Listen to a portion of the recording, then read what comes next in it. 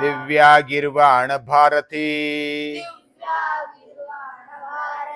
तस्याहि मधुरं काव्यम् तस्मादपि सुभाषितम् तस्मादपि सुभाषितम्।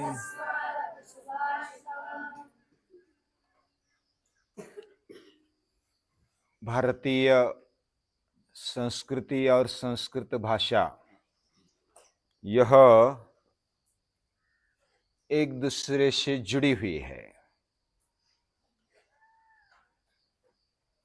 संस्कृत भाषा ये भाषाओं की जननी है।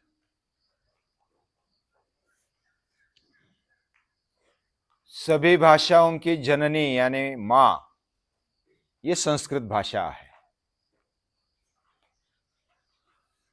और उसमें से ही संस्कृति जुड़ी हुई है, उससे संस्कृति चिपक गई है।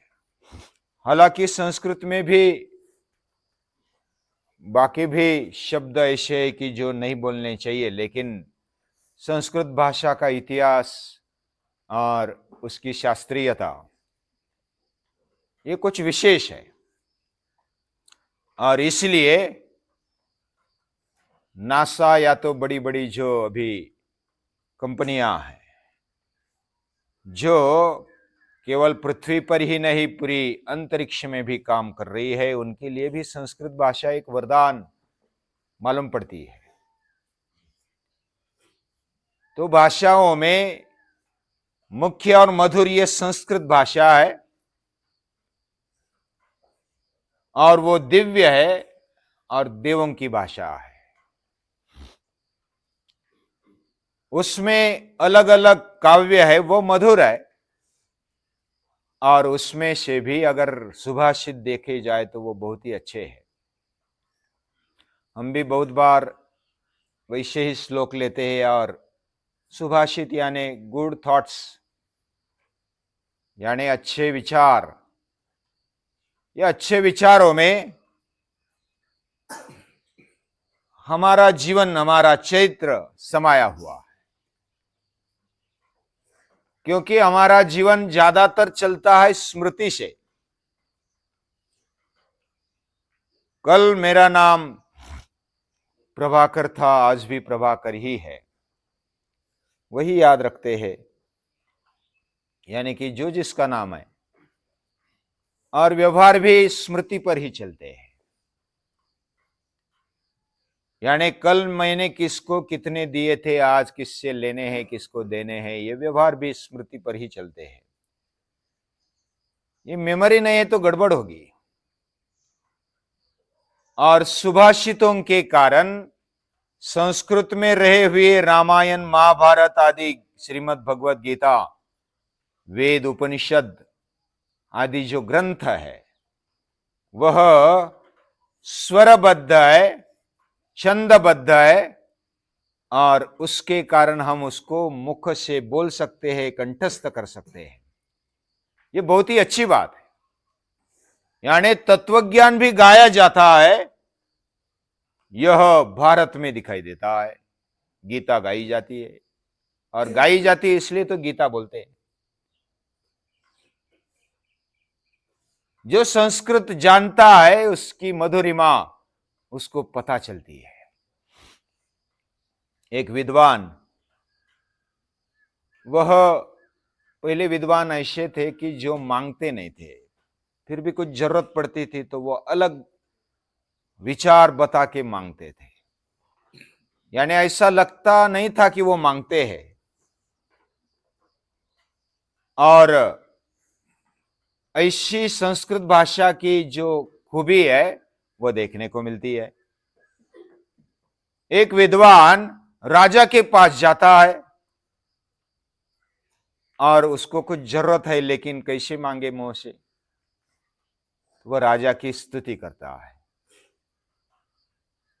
मांगने वाला स्तुति ज्यादातर करते रहता है। निस्वार्थ भाव से स्तुति जो होती है वह एक विशेष होती है। लेकिन ज्यादातर स्तुति कुछ लेने के लिए, कुछ पाने के लिए होती है। वैसे राजा के पास वो विद्वान जाता है, कुछ मांगने के लिए स्तुति करता है। सरस्वती स्थिता वक्रे, हे राजन, सरस्वती तेरे मुख पर है, तेरे मुख में है। लक्ष्मी रश्मणि ते स्थिता, जो लक्ष्मी है, संपत्ति है, तेरे चौखट पर आ गई है, यानी तेरे दरवाजे पे खड़ी है। सरस्वती स्थिता वक्रे लक्ष्मीरश्मणि ते स्थिता, कीर्ति किम कुपिता राजन, तेरी कीर्ति है ना, वह गुस्से हो गई, क्रोधित हो गई। कुपिता, ये कीर्ति यानी प्रसिद्धि, प्रसिद्धि पास में रहती है क्या? वह गुस्से होकर एन दूर गते स्थिता, यानी जिससे दूर चली गई कीर्ति, गुस्से होकर। अब ये बताना क्या था कि आपकी कीर्ति पूरे देशों में फैल गई, दूर दूर तक फैल गई है, लेकिन वो गुस्से हो गए और फैल गई, दूर चली गई, और सरस्वती मुख में रह गई, और लक्ष्मी द्वार पर खड़ी है, और कीर्ति गुस्से होकर बाहर चली गई। तो संस्कृत की ये मधुरिमा है, मधुरता है। संस्कृति को संभालने वाली है। जैसे अभी हमने देखा कि स्मृति के कारण हमारे व्यवहार चलते हैं, स्मृति के कारण हमारे विचार भी अच्छे टिकते हैं, और ज्यादातर जो भी हमारा जीवन है स्मृति से चलता है। स्मृति अगर सही नहीं रही तो वो पागल बन गया, ऐसा समझो। उसको मूर्ख ही कहते हैं ना, जिसकी स्मृति अच्छी नहीं रही उसको तो अभी गया काम से। कोई अगर अपनी आपको याद नहीं रखता, खुद का नाम याद नहीं रखता, खुद का घर याद नहीं रख सकता, खुद के संबंधी पति पत्नी या तो जो भी नातलग याद नहीं रखता, उसको तो मूर्ख कहेंगे ना। तो स्मृति बड़ी महत्वपूर्ण है, और वो स्मृति रहती है गेयता से, और संस्कृत में गेयता, छंदबद्धता बहुत ही अच्छी तरह से समाई हुई है, हर एक भाषा में है, लेकिन संस्कृत ये उसकी जननी है, और हमारे विचार उसी से टिकते हैं। यानी एक विचार को बताने के लिए हमारे अंदर अगर अलग अलग कुछ भंडार है, जैसे हमारे अंदर क्या समस्याएं हैं, महर्षि पतंजलि ने बताकर रखा। व्याधिस्त्यान संशय प्रमाद आलस्य विरति भ्रांति दर्शना लब्ध भूमिकत्वान अवस्थितत्वानि चित्त विक्षेपास्तेंतराया, यानी अंतरा एक इकट्ठा पूरे एक सूत्र में गुथा दिए, और हमें भी पता नहीं होता कि क्या समस्याएं है, लेकिन महर्षि पतंजलि ने एक सूत्र बना करके उसमें डाल दिया तो वो कंठस्थ हो गए, और कंठस्थ हो गए तो फटाफट याद आ जाती कि हमारे सामने समस्या क्या आने वाली है, जीवन में समस्या क्या आने वाली है। वैसे अगर हमारे अंदर क्या गुण होने चाहिए, हमें इतना फटाफट याद नहीं आता। तो 16वां अध्याय अगर पाठ किया तो अभयम सत्व संशुद्धिर ज्ञान योग व्यवस्थिति दानम दमश्च यज्ञश्च स्वाध्यायस्तपार्जवम अहिंसा सत्यम क्रोधस्त्याग शांतिर पैशुनम दया भूतेश्वलोलुप्तम मार्दवम ह्रीर चापलम तेज क्षमा धृतिशौचम मद्रोह नातिमानिता भवंती संपदम दैवीम अभिजातोषि पांडवा। ये दैवी गुण 26 दैवी गुण फटाफट 2-3 श्लोक में बोल दिए। ये किसके कारण बोल दिए? ये कंठस्थ कर लिए, स्मृति में एक कप्पे में रख दिए। तो कंठस्थ करने से हमारी स्मृति शार्प बनते जाती है। कोई कोई ऐसा बोलते हैं कि क्या रटने से क्या होगा? ये भी बात है, केवल रटने से काम नहीं चलेगा, लेकिन रटना बुरी बात नहीं। यानी जो बड़े बड़े विद्वान हैं, या तो अपने आप को शास्त्री समझते, उनके पूरा शास्त्र कंठस्थ होता है, और पहले तो कंठस्थ कर लिया, उसका अर्थ समझ लिया, आचरण में लाया, फिर वो विद्वान बनता है। यानी पहले क्या क्या होने चाहिए वो पता होना चाहिए, और उसको निरंतर याद रखना चाहिए, और फिर आचरण में लाना चाहिए। उसके बिना कंठस्थ किए भी अगर आचरण में लाए तो अच्छी बात है, लेकिन इतना तो नहीं हो सकता। कभी कभी याद रहता है, कभी भूल जाते हैं। तो हमारे लिए, हमारे लेवल पर स्मृति होना बहुत आवश्यक है। और गीता भी कहती है, स्मृतिर्भ्रंशात् बुद्धिनाशा, बुद्धिनाशात् प्रणश्यति। यानी स्मृति होनी चाहिए, लेकिन वो सही स्मृति होनी चाहिए। सही स्मृति गीता क्या बोलती है? क्या है हमारी सही स्मृति? नष्टो मोह स्मृतिर्लब्धा, मेरा मोह नष्ट हो गया, स्मृति मिल गई। स्मृति मिल गई, किसकी स्मृति मिल गई? अर्जुन को मालूम नहीं था मैं अर्जुन हूं, मेरे सगे संबंधी हो, तो स्मृति उसको आ गई थी, इसलिए तो अधबल हो गया था, इसलिए वो निराश हो गया, नाराज हो गया, और विषाद आ गए उसके जीवन में। लेकिन वो स्मृति स्मृति नहीं थी, वो मोह वाली स्मृति थी, और मोह नष्ट हो गया, स्मृति आ गई, मैं कौन हूं ये उसको याद आ गया। ममैवांशो जीवलोके सर्वस्य चामृति सन्निविष्टः पांडवानाम धनंजय, ये स्मृति उसको आ गई। और अर्जुन को जब स्मृति आ गई, स्मृतिर्लब्धा त्वत्प्रसादान, भगवान के प्रसाद से हमें भी स्मृति मिली, बुद्धि मिली, जो भी शक्तियां मिली वो भगवान के कृपा से, प्रसन्नता से मिली है, प्रसाद से मिली है।